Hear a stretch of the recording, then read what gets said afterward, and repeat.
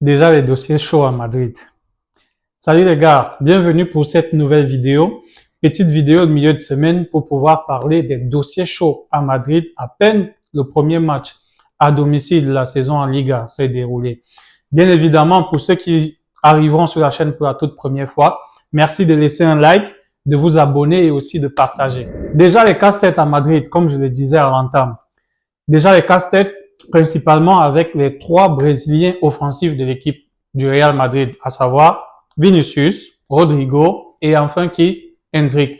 Bien sûr, il peut y en avoir d'autres, mais voilà les principaux dossiers chauds à Madrid actuellement. Bien évidemment, il n'est pas question ici de polémiquer sur des choses et autres, mais en fonction de ce qu'on a vu déjà lors de la première rencontre du championnat, 1-0, grâce à un penalty de Kylian Mbappé, et sachant aussi ce qu'on a vu lors de la Coupe du Monde des clubs, je sais pas, tout Madrilène, à mon avis, ou du moins la majorité, a certaines questions à se poser, à savoir concernant Vinicius. Vinicius, depuis que Mbappé est là, Vinicius est carrément en train de décliner.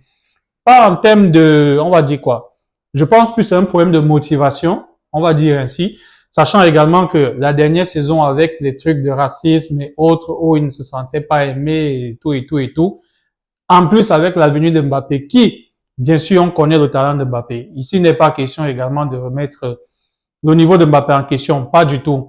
Mais la venue de Mbappé, forcément, ça rétablit en fait, ça a remis, on va dire quoi, ça a rebattu les cartes, voilà. Et aujourd'hui, le leader offensif du Real Madrid, c'est qui? C'est Kylian Mbappé. Bah ouais, surtout avec la venue du nouveau coach, Xabi, qui, lui, il arrive également, et il sait qu'il va falloir casser quelque chose, en fait. Et tout le monde repart sur un piédestal. Tout le monde, mais on a l'impression peut-être que tout le monde sauf qui? Sauf Kylian. Tout le monde sauf Kylian. Kylian est le joueur intouchable offensif du Real Madrid. À raison ou à tort, bon, moi je dirais à raison, mais pas que lui. Alors, on va parler des joueurs en question. Je sais pas, moi je vais dire des indésirables, entre guillemets. On va commencer par qui? Par le meilleur d'entre eux, à savoir Vinicius. Vinicius nous a fait rêver. Vinicius nous a donné Ligue des Champions. Vinicius, avant que Kylian arrive, et aussi après le départ de Benzema, Vinicius a été le leader offensif de notre équipe, avec raison. Depuis que Mbappé est arrivé, l'année dernière, on nous disait qu'ils étaient sur le même pied d'égalité. Est-ce que c'était vrai? Mais je pense que c'était une passation de service. Une année, en fait, de transition entre autres. La seule chose qui manquait, c'était juste qu'on enlève le 7 de Vinicius et qu'on le file à qui? À Kylian. Mais bon, là, au moins, je pense que l'administration sait que s'ils font ça, ce sera un total désaveu. Total désaveu contre Vinicius. Alors, depuis que le nouveau coach est arrivé, Xabi également, les chiffres sont là. Vinicius fait partie maintenant des joueurs qu'on peut remplacer. Il fait partie des joueurs qu'on peut remplacer. Lors de la Coupe du Monde des clubs, par exemple, Vinicius est sorti minimum 2 fois. C'est vrai, j'ai pas le chiffre exact, mais il est sorti minimum 2 fois. Et on a vu un Kylian qui a fini le jeu. Sachant également que le classement qu'on met en place donc aujourd'hui, c'est par rapport à qui? Par rapport à Kylian. Parce qu'on sait tous là où Vinicius joue. Bien sûr, il est indétrônable de ce côté-là. Mais Mbappé vient souvent, il décroche, il vient souvent se coller à lui. Les deux changent souvent. Déjà l'année passée avec Carlo Ancelotti, Ancelotti nous disait à un moment donné que les deux peuvent changer. Tantôt c'est Vini, tantôt c'est Mbappé et tout. Voilà. Pour moi, c'est pas forcément un grand désaveu, mais ça n'envoie pas un bon message pour votre leader. Le comble de tout ça, c'est que ce sont tous des jeunes joueurs. Et ils sont tous des cadets de Kylian, même si c'est peut-être d'1 an ou bien de 2 ans. Donc, ils sont tous au top niveau au même moment et la plupart d'entre eux jouent au même poste. Vinicius, Mbappé et Rodrigo même également. Tous, ils jouent au même poste.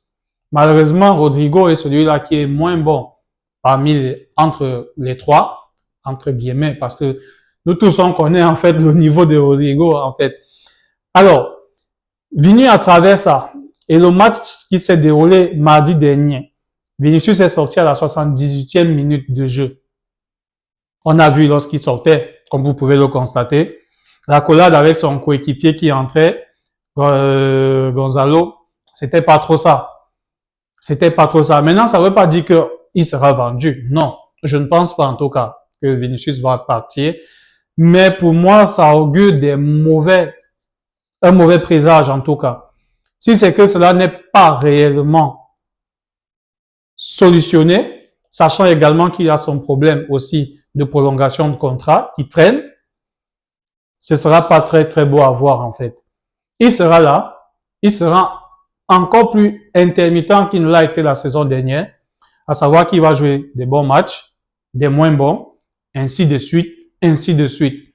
Mbappé, lui, sera au top. N'oublions pas que Mbappé, c'est celui-là qui vient d'arriver, il veut convaincre. Il veut convaincre, comme les autres ont déjà convaincu en fait. Donc forcément, lui, il est à bloc.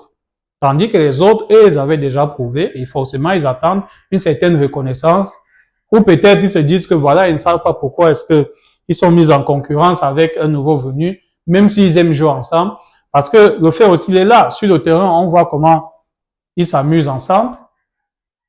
Mais dans le fond, on connaît toutes ces stars.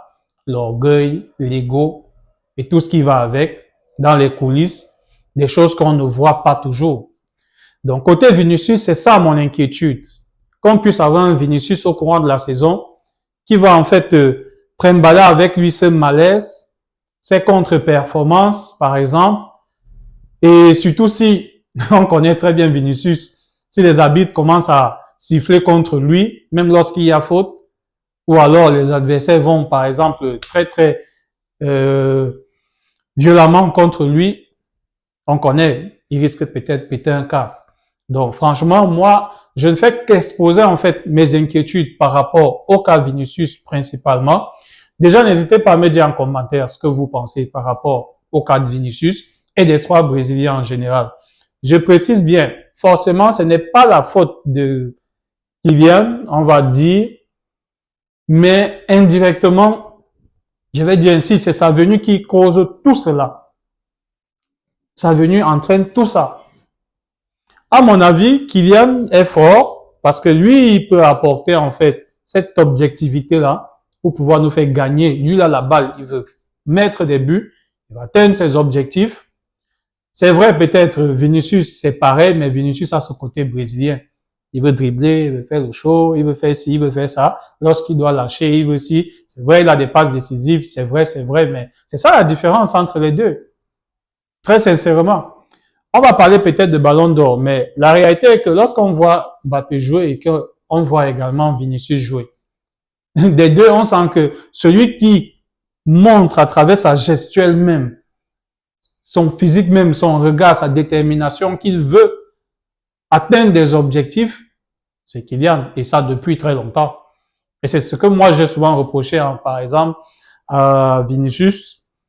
C'est vrai, lui, il joue pour s'amuser et tout, mais s'il avait cette niaque que Mbappé a, c'est que franchement, Vinicius. Mais de toutes les façons, on va voir, en tout cas. Je ne sais pas si Xabi va trouver la bonne astuce, la bonne solution, le bon schéma tactique afin que les deux puissent bien jouer enfin. Je ne sais vraiment pas. Sachant déjà que le classement qu'il nous a mis en place lors de la Coupe du Monde des clubs, lorsqu'on joue en jouant 5-3-2, par exemple, ce n'est plus celui avec lequel il joue, du moins depuis le début de saison. Le premier match, ça n'a pas été le cas. Qu'est-ce que ça va donner? On ne sait vraiment pas. Parce que cette équipe, franchement, et aussi avec le milieu de terrain, il va falloir trouver un très bon équilibre. C'est difficile. C'est vraiment difficile. Donc, passé Vinicius, on va parler de Rodrigo. Rodrigo qui, lors du dernier match, malheureusement, je ne sais pas si je vais dire une fois de plus, il n'a pas joué. Il s'est échauffé en espérant qu'il allait entrer. Malheureusement, il n'a joué aucune minute. Rodrigo, depuis également l'arrivée de Mbappé une fois de plus, la saison dernière, une grande saison pleine d'intermittences, et l'arrivée du nouveau coach qui fait en sorte que Rodrigo aujourd'hui est le dernier sur la liste des choix offensifs de Xabi Alonso. C'est dommage. Rodrigo qu'on connaît. On va faire jouer il a mis titulaire la dernière fois même Brahim Diaz, qui lui aussi il est très bon, n'en disconvient pas. Mais même parmi les remplaçants, Gonzalo est entré, La nouvelle recrue également, Massoatono est entré. Rodrigo n'est même pas entré. Carrément. Carrément, il n'est même pas entré. Quoi qu'on dise, peu importe ce qu'il a eu à faire, je ne sais pas. Xabi, franchement, il ne devrait pas faire cela à Rodrigo. Rodrigo mérite beaucoup plus. Beaucoup plus, parce que balle au pied, franchement, Rodrigo, c'est un monstre. Déjà, je sais que ça ne souffre de rien, parce que tout le monde l'a vu, tout le monde le sait. Mais pourquoi est-ce que Xabi a cette relation avec lui? Je ne sais vraiment pas. Je ne sais vraiment pas ce qu'il n'apprécie pas, ce qu'il apprécie. C'est vraiment dommage pour Rodrigo. Et bon, aux dernières nouvelles, il se pourrait qu'il soit déterminé à rester. C'est une bonne chose en tout cas. Si il veut bagarrer pour pouvoir retrouver une première place dans cette équipe, parce que pour moi, il mérite. Il mérite réellement. Et c'est vrai également qu'il souffre du fait que Xabi a trouvé en fait une pépite à travers Gonzalo en faisant jouer avant-centre, sachant que on n'a que deux avant-centres actuellement. Hendrick, qui est le troisième brésilien, et Gonzalo en question qui vient de la réserve. Gonzalo, lors de la Coupe du Monde des clubs, il nous a franchement surpris et il a prouvé, surtout qu'il a fini meilleur buteur de la Coupe du Monde des clubs. Il fallait le faire quand même. Et le petit, quand il arrive, il bouscule. C'est vrai, ce qui nous manque, c'est un avant-centre fixe qui va pouvoir bouger, bousculer. Mais avec les top joueurs qu'on a devant, c'est difficile. Si tu alignes Vinicius, Kylian et également un avant-centre fixe, le milieu de terrain va souffrir parce que Mbappé et puis Vinicius ne battent pas. Ils font des efforts, par moments c'est vrai, mais ce n'est pas toujours le cas. Il y aura un gros déséquilibre au niveau du milieu de terrain qui va devoir défendre et aussi accompagner lors des phases offensives. Et ce sera compliqué pour l'équipe. Donc, pour pouvoir trouver le bon équilibre, le coach, par moment, il est obligé de faire jouer, en fait, Kylian et puis Vinicius, les deux devant. Et maintenant, trouver un bon maillage derrière pour pouvoir, au niveau du milieu de terrain, pour pouvoir les accompagner et gérer l'équilibre. C'est vrai, lors du match de mardi, il a commencé avec Brahim, mais Brahim défend énormément. C'est ça, en fait, le truc. Parce que si tu joues avec un avant-centre fixe, lui, il doit être là lorsque le dernier ballon arrive. Comment est-ce que tu vas faire? Si lui, il doit faire les tâches défensives, les deux couloirs restent devant, ou bien un fait l'effort, ils essaient de changer par moment. Lorsque l'avant-centre fixe rentre défendre, surtout qu'il est jeune par rapport aux autres, et qu'il y a une contre-attaque et qu'il y a des phases, il doit remonter pour pouvoir être là, peser sur la défense adverse. Ce sera compliqué. L'année passée, avec Ancelotti, Ancelotti et puis ses schémas, franchement, lorsqu'Hendrick était là, par exemple, avec Vinicius Mbappé titulaire, on voyait Hendrick, il mettait Hendrick sur le couloir, s'il vous plaît, pour les tâches défensives. Il faisait jouer Hendrick sur le couloir, Mbappé en pointe, pour pouvoir permuter par moment avec Vinicius sur l'autre côté.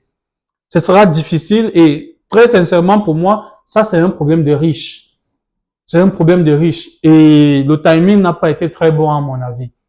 De faire venir plusieurs jeunes joueurs, top joueurs en fait, sensiblement dans les mêmes tranches d'âge, qui sont déjà au top niveau et qui, c'est du genre même, l'un d'entre eux ne va même pas perdre en fait en termes de performance d'ici 1 an ou bien 2 ans. Non. Chacun d'entre eux a encore plus de 5 ans au top niveau. Qu'est-ce que ça va donner? Les faire venir tous là au même moment. Qu'est-ce que ça va donner? Je finis avec Rodrigo, j'arrive à Hendrick. Hendrick, c'est 17 ans ou bien 18 ans. Je ne sais pas pourquoi Pérez le fait venir, sachant déjà en fait qu'il avait toujours en tête le projet Mbappé. Mbappé qui fixe ou bien qui est sur le couloir, avec Vinicius également. Tu vas venir faire Hendrick pour pouvoir tuer le talent du petit là, donc pourquoi? Pourquoi? Pourquoi? Et voilà donc maintenant aussi que le nouveau coach est venu, il a fait venir un jeune de la réserve, sachant même déjà que le jeune en question, Xabi le connaît, vu qu'il a coaché le petit, lorsque lui-même, Xabi, était coach de la Castilla. Donc voilà déjà même encore une autre épine dans le pied d'Hendrick qui, depuis qu'Alonso est là, il n'a même pas encore joué. Lui aussi, problème de blessure. Voilà aussi son affaire. Voilà.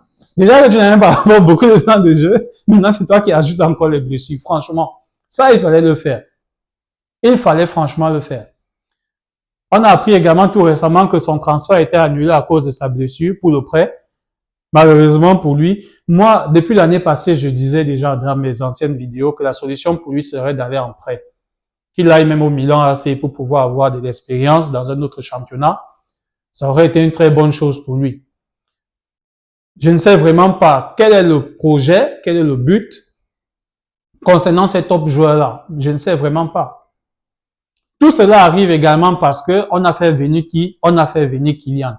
Je répète encore, je ne suis pas là pour diaboliser Kylian et tout. Je l'aime très bien. Il est très fort. Et pour moi-même, je le mets au sommet même de tous ces gars-là.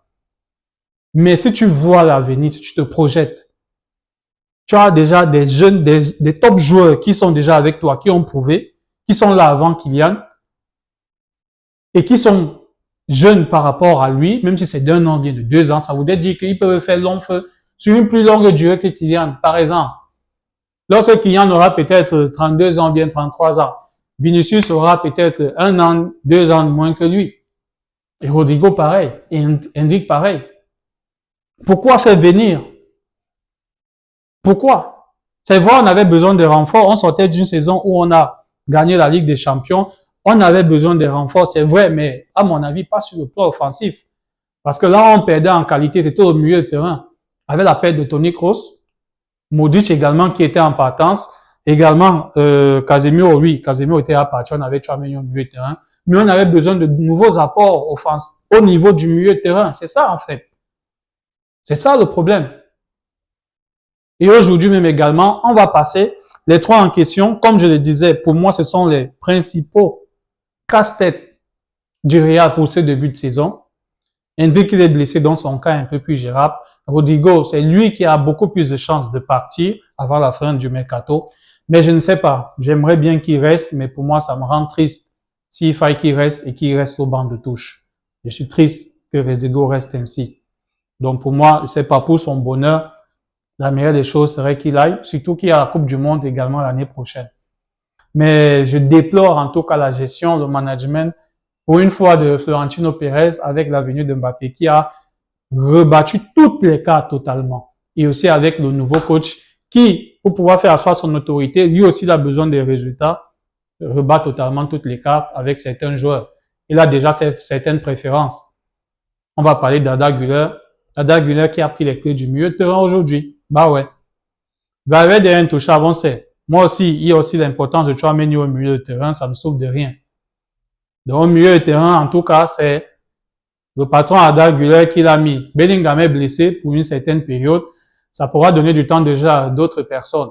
Autant en profiter pour ceux-là, en tout cas, qui auront ce temps de jeu-là. Donc, de toutes les façons, pour moi, c'est dommage qu'aujourd'hui, on se retrouve dans cette situation avec les trois Brésiliens qui sont en fait la patate, l'épine sous le pied du Real Madrid pour ce début de saison. À peine le premier match, on en parle déjà et ça chauffe.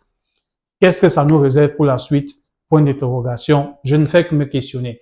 Donc, pour finir, je vais quand même un tout petit peu effleurer les autres points qui pourront apporter en fait, je sais pas, des discords, des soucis, mais peut-être de la rivalité positive également. Je ne sais pas.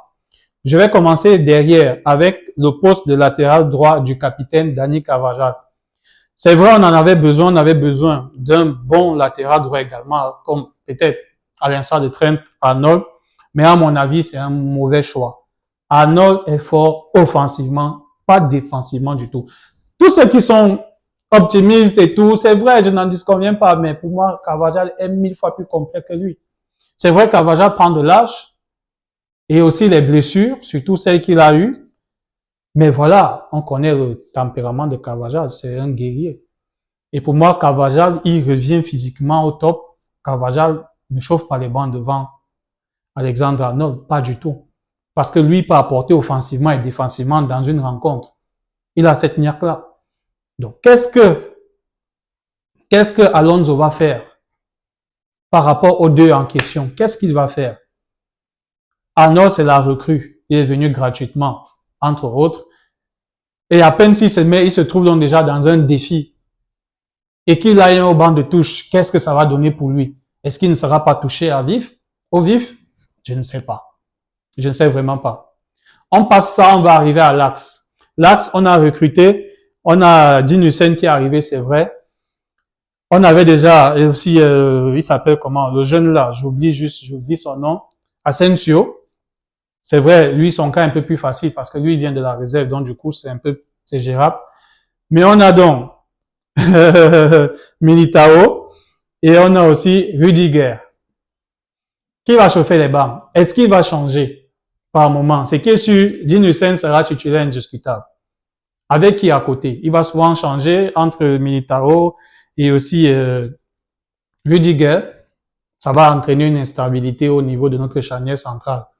Et les automatismes entre deux joueurs qui doivent normalement communiquer ensemble, il n'y aura pas toujours ça. Ça, pour moi, je crains également une instabilité côté défense, de toutes les façons. C'est une bonne chose parce que également, ces dernières saisons, les blessures ne nous ont pas laissé, surtout avec nos défenseurs. Pas du tout. Donc, au cas où il y a une grave blessure, on peut dire côté défensif, quand même, on est bien attiré. Quand même, c'est pas faux. Côté gauche, on a fait venir un latéral gauche, mine de rien. Côté gauche, il n'y a pas de souci. Et aussi, Mendy, même qui est toujours blessé. On a 3 latéraux gauche actuellement. Mendy, est-ce qu'il va rester? Je sais pas. Forcément, la nouvelle venue Carrera sera titulaire.